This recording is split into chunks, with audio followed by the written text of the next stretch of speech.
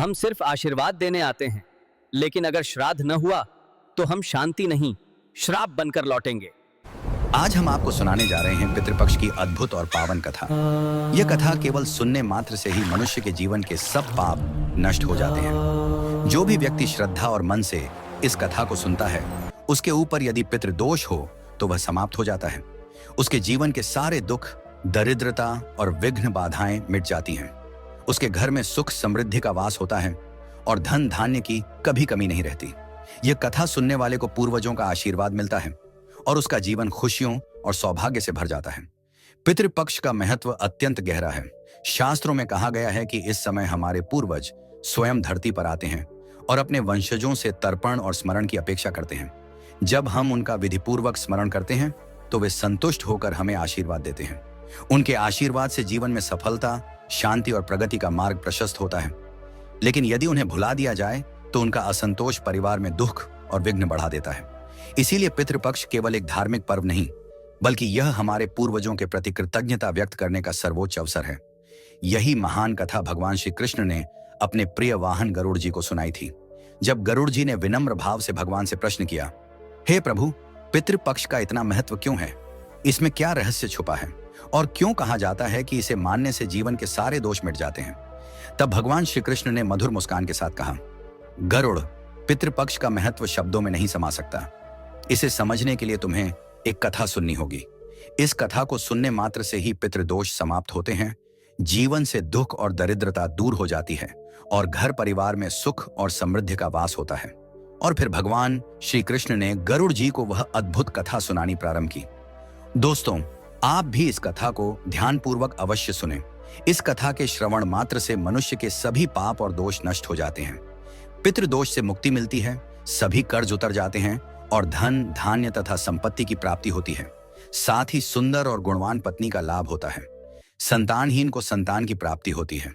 यह कथा अत्यंत महान है और विशेषकर पितृपक्ष में इसका श्रवण अवश्य करना चाहिए। इस कथा के सुनने से पितरदेव प्रसन्न होकर वरदान देते हैं। श्री कृष्ण कहते हैं, हे गरुड़, प्राचीन काल की बात है। रुचि नामक एक राजा थे। उन्होंने संसार के मोह माया को त्याग दिया और निर्भय होकर ब्रह्मचर्य का पालन करते हुए पृथ्वी पर विचरण करने लगे। वे संसार की सभी भोग विलास की वस्तुओं को छोड़ चुके थे। उन्होंने घर गृहस्थी से भी नाता तोड़ लिया था। वे केवल एक बार भोजन करते और अधिकतर वन में ही विचरण करते रहते थे। राजा रुचि को ऐसा वैराग्य धारण किए देख उनके पितृगण अत्यंत दुखी हो गए।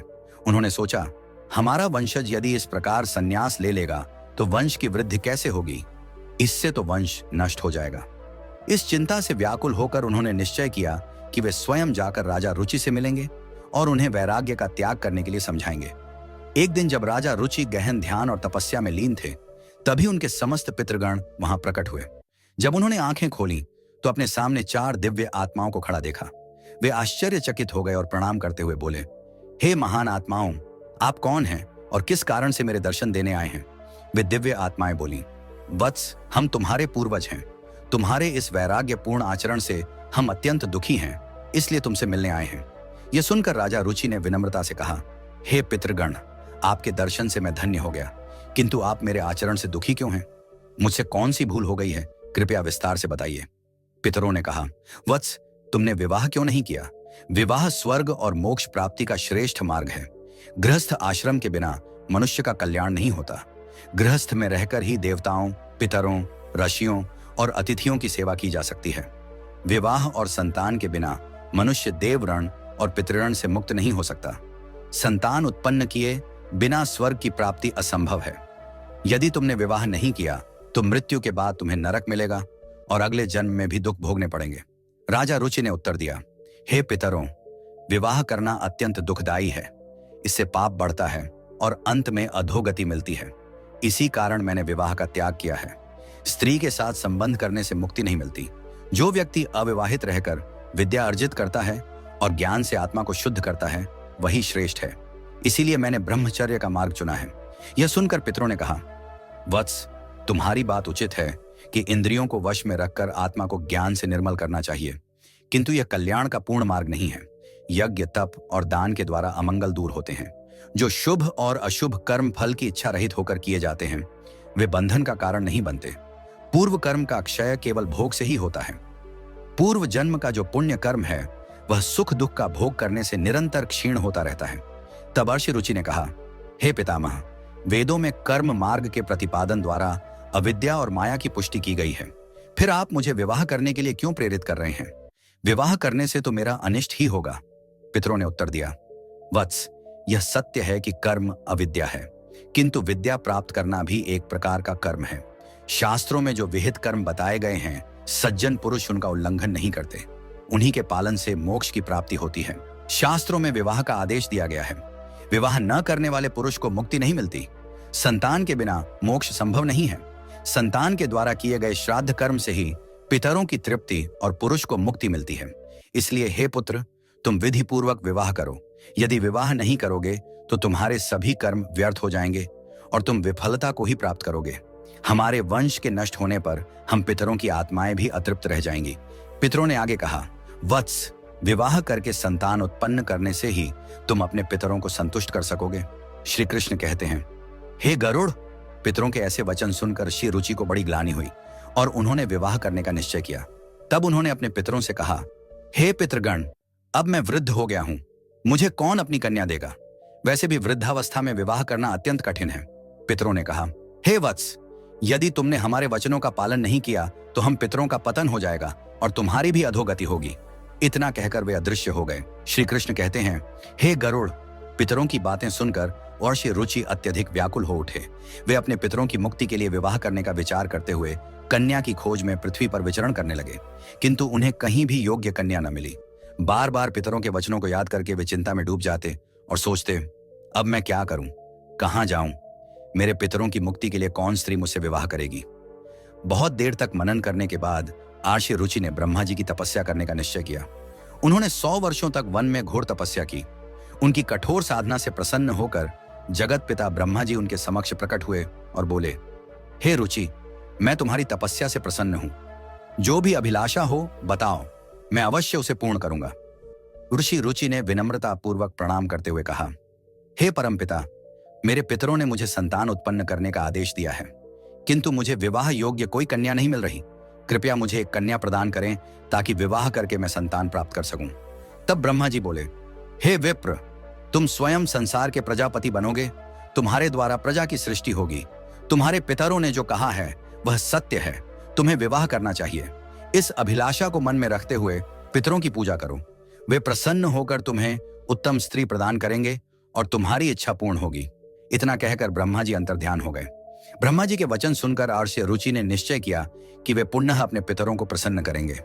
वे एक नदी के तट पर पहुंचे और एकांत में बैठकर अपने पितरों का तर्पण किया।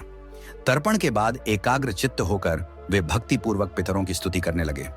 श्री कृष्ण कहते हैं, हे गरुड़, आर्षि रुचि ने जो स्तुति अपने पितरों के लिए की उसे प्रत्येक मनुष्य को ध्यान पूर्वक सुनना चाहिए। यह स्तुति सब पापों और दोषों को नष्ट करने वाली है। जो इसे केवल एक बार भी सुन ले उसके अनेक पाप नष्ट हो जाते हैं और उसे पितरों का आशीर्वाद प्राप्त होता है। इसीलिए हे गरुड़, तुम भी इसे ध्यान से सुनो, तभी इस कथा के श्रवण का फल तुम्हें मिलेगा।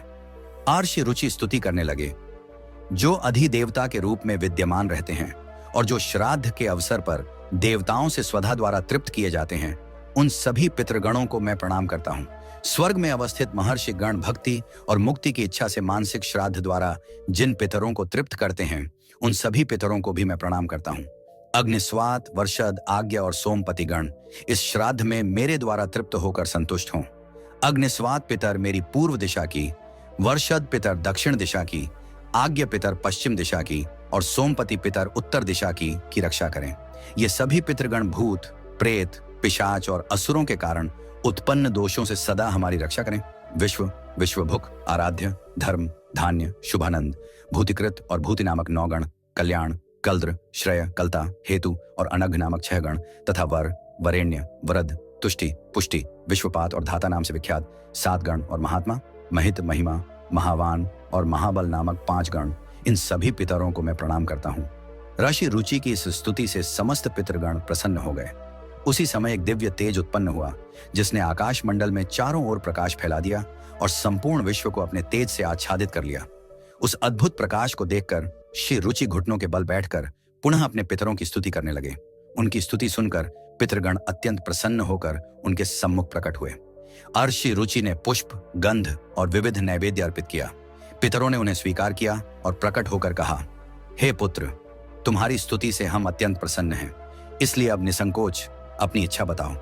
नतमस्तक होकर ऋषि रुचि ने कहा, हे पितृदेव, ब्रह्मा जी ने मुझे सृष्टि की रक्षा के लिए प्रजापति बनाया है, इसलिए मैं गुणवान, चरित्रवान और योग्य पत्नी की कामना करता हूं, जिससे संतान उत्पन्न करके मैं अपना और अपने पितरों का हरण चुका सकूं।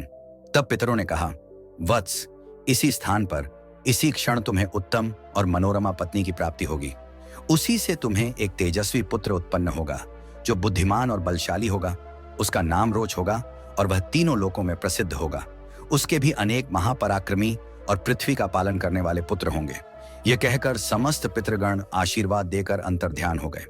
पितरों के अंतर्ध्यान होते ही उनकी कृपा से उसी समय नदी के मध्य से एक अद्भुत दृश्य प्रकट हुआ। वहां से प्रमलोचा नामक एक अत्यंत सुंदर, मन को मोह लेने वाली अप्सरा प्रकट हुई। वह महात्मा रुचि के समीप आई और मधुर वाणी में बोली, हे तपस्वी श्रेष्ठ, वरुण के पुत्र महर्षि पुष्कर की एक अतिशय सुंदर कन्या है, जिसका नाम मानिनी है। मैं उसी रूपवती कन्या को आपके लिए भार्या स्वरूप प्रदान करती हूँ। आप उससे विवाह करें। उस कन्या से आपको अतिशय बुद्धिमान पुत्र उत्पन्न होगा, जिसका नाम मनु होगा। इसके बाद प्रजापति रुचि ने उस अप्सरा द्वारा प्रदत्त कन्या मानिनी से विधिपूर्वक विवाह किया। श्री कृष्ण कहते हैं, हे गरुड़, इस प्रकार आशी रुचि ने अपने पितरों को प्रसन्न करके योग्य पत्नी प्राप्त की और अपने वंश की वृद्धि की। इसके बाद भगवान श्री कृष्ण ने गरुड़ जी को पितरों को प्रसन्न करने के अनेक उपाय बताए। उन्होंने कहा कि ये उपाय मनुष्य के जीवन से पितृदोष को समाप्त करते हैं और पितरों की कृपा प्राप्त करने में सहायक होते हैं। श्री कृष्ण ने कहा, पितरों को प्रसन्न करने का सबसे पहला और मुख्य उपाय तर्पण है। तर्पण का अर्थ है पितरों को जल अर्पित करना। पितृपक्ष में पवित्र जल लेकर काले तिल, दूध और कुश के साथ पितरों का आह्वान करते हुए श्रद्धा से जल अर्पण करना चाहिए। तर्पण करते समय एयुएम पितृभ्यः स्वधा मंत्र का उच्चारण करने से पितर प्रसन्न होकर आशीर्वाद देते हैं। उन्होंने आगे कहा, श्राद्ध कर्म पितरों की तृप्ति के लिए अत्यंत आवश्यक है। इसमें पितरों के निमित्त सात्विक भोजन, फल और वस्त्र अर्पित किए जाते हैं। श्राद्ध करने वाले को ब्राह्मणों को भोजन कराना चाहिए और उन्हें वस्त्र व दक्षिणा देकर आशीर्वाद लेना चाहिए। श्राद्ध के दिन विशेष रूप से खीर, पूरी, सब्जी और अन्य सात्विक भोजन बनाकर पितरों को अर्पित करना चाहिए। तीसरा उपाय श्री कृष्ण ने बताया, गाय, ब्राह्मण और अन्य जीवों को भोजन कराना। विशेषकर गाय, कुत्ते और कौवे को भोजन देने से पितर तृप्त होते हैं। श्राद्ध के दिन गाय को रोटी और हरी घास तथा कौवे को चावल और खीर अर्पित करना विशेष शुभ माना जाता है। इससे पितरों की कृपा मिलती है और पितृदोष का नाश होता है। फिर श्री कृष्ण ने कहा, पीपल और तुलसी के वृक्ष की पूजा करना भी पितरों को प्रसन्न करने का श्रेष्ठ उपाय है। पीपल का वृक्ष पितृगणों का निवास स्थान माना जाता है, जबकि तुलसी देवी लक्ष्मी का प्रतीक है। श्राद्ध के दिन पीपल और तुलसी की पूजा करके तथा पीपल के नीचे दीप जलाकर पितरों को तृप्त किया जाता है। इससे पितर प्रसन्न होकर परिवार को सुख, समृद्धि और आशीर्वाद प्रदान करते हैं। भगवान श्री कृष्ण ने गरुड़ जी से कहा, जो व्यक्ति पितृदोष से पीड़ित होता है उसे गया जी या अन्य पवित्र तीर्थों पर जाकर पिंडदान करना चाहिए। गया जी में किया गया पिंडदान पितरों को संतुष्ट करता है। वे मोक्ष प्राप्त करते हैं और अपने वंशजों को आशीर्वाद देते हैं। पिंडदान के समय काले तिल, कुश और चावल का उपयोग कर पितरों को अर्पण करना चाहिए। यह प्रक्रिया उनकी आत्मा को शांति और तृप्ति देती है। श्री कृष्ण आगे कहते हैं, पितरों को प्रसन्न करने के लिए श्राद्ध पक्ष में व्रत रखना चाहिए। इस समय सात्विक आहार ग्रहण करना चाहिए और ब्रह्मचर्य का पालन करना चाहिए। श्राद्ध पक्ष में मांस, मदिरा और तामसिक आहार का सेवन नहीं करना चाहिए। व्रत के दौरान भगवान विष्णु, शिव और देवी लक्ष्मी की आराधना करनी चाहिए। इससे पितरों की आत्मा को शांति मिलती है और वे प्रसन्न होकर आशीर्वाद देते हैं। भगवान श्री कृष्ण ने बताया, पितरों को संतुष्ट करने का एक विशेष उपाय है अन्नदान और वस्त्रदान। गरीबों, ब्राह्मणों और साधुओं को भोजन और वस्त्र अर्पित करने से पितरों की आत्मा तृप्त होती है। श्राद्ध पक्ष में किया गया यह दान मनुष्य को अपार पुण्य देता है और पितृ दोष से मुक्ति दिलाता है।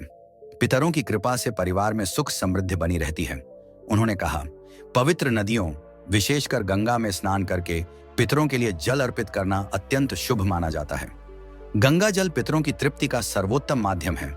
इससे पितृ दोष समाप्त होता है और व्यक्ति के पाप धुल जाते हैं। गंगा स्नान से पितरों की आत्मा को शांति मिलती है और वे प्रसन्न होकर वंशजों को आशीर्वाद देते हैं।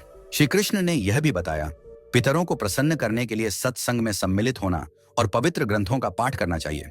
विशेष रूप से भगवत गीता का 11वां अध्याय पढ़ना अत्यंत लाभकारी है। इसके पाठ से पितरों की आत्मा को शांति मिलती है और वंशजों पर उनकी कृपा बनी रहती है। भगवान श्री कृष्ण ने अंत में कहा, जो भी व्यक्ति इन उपायों को श्रद्धा और विश्वास के साथ करता है उसे जीवन में सभी प्रकार के सुख और समृद्धि प्राप्त होते हैं, पितृदोष से मुक्ति मिलती है और परिवार में शांति बनी रहती है।